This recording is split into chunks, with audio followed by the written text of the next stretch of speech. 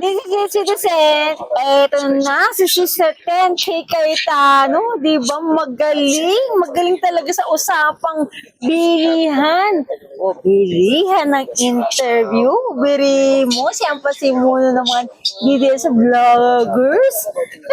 Ikaw ba naman, alaga ka ni Duterte, di ba? Kakainis lang kasi, dinadala niya ngayon niya sa Senado.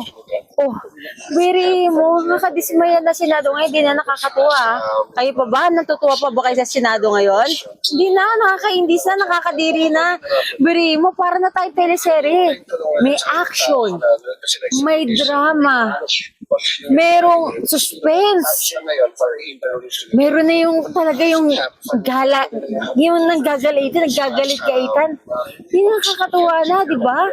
Hindi nakakatuwa sa pamumuno ni Cayetano sa Senado.